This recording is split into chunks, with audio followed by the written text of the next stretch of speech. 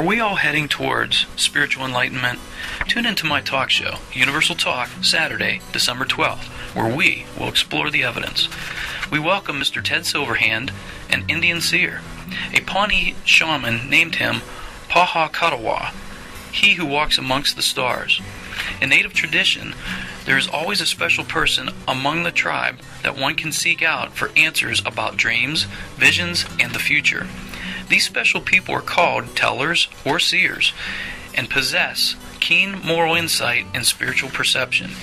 Ted believes that the sacred path begins with a single step. Mr. Silverhand will discuss the path towards spiritual enlightenment. Tune in and check out our findings on Universal Talk, Saturday, December 12th at 10 a.m. Welcome to Universal Talk. On today's show, we will be discussing the path to spiritual enlightenment with Ted Silverhand. Is there such a thing as spiritual enlightenment? Do some individuals on this earth possess certain gifts that others do not? If so, does that give these gifted beings an advantage over the rest of us? What if some of us are born with some of these extrasensory gifts, as we call them? Or what if, due to an event such as a near-death experience, an individual is granted ESP, as most of us may see it? What if these gifts included seeing ghosts or spirits and the ability to see into the future?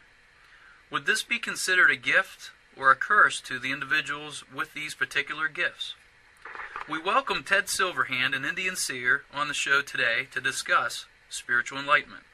Hello, Ted Silverhand. Welcome to the show. Oh, it's good to hear from you again, Joe, and I hope this is going to be a good time. Yeah, I think it will. Can you tell us a little bit about yourself? Well, I've been in this business a long time. When I was a small child, I died 3 times at a very early age because of asthma.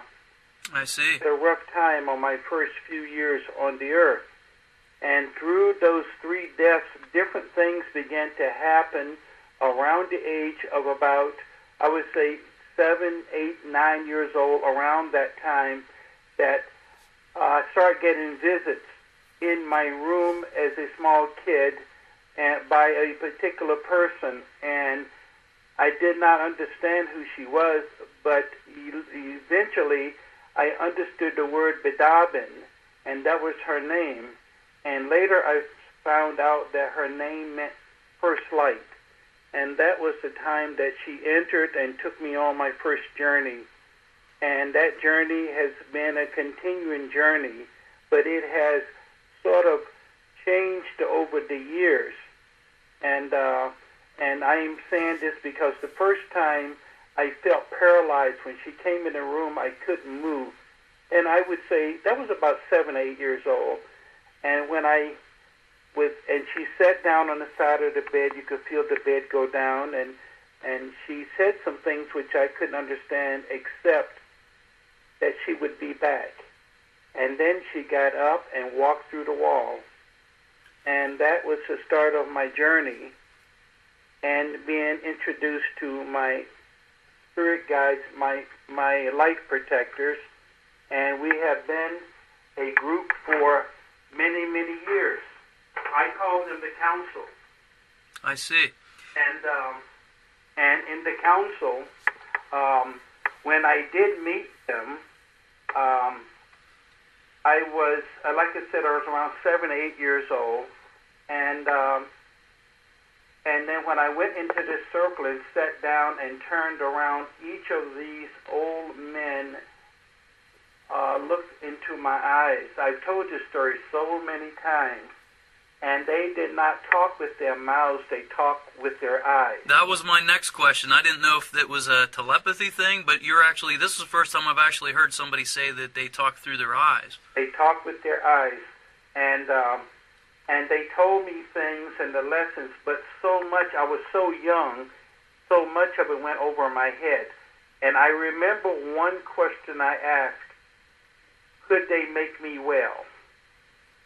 And they said, I had to suffer at this time to understand the things that I would come to do in helping others. but one day I would be well. I see. Not at this particular time. I still had a lot of lessons and, of course, continuous lessons, but things being shown that would take me in different parts of the country. And that was where it all began. And it's just, I don't want to take up all of your time of details because my wife says I have a tendency to my stories get longer and longer. But I know that at that time I began to understand, and then my mother and my grandmother talked to me about things that I would be doing this lifetime, and the places and the people that I would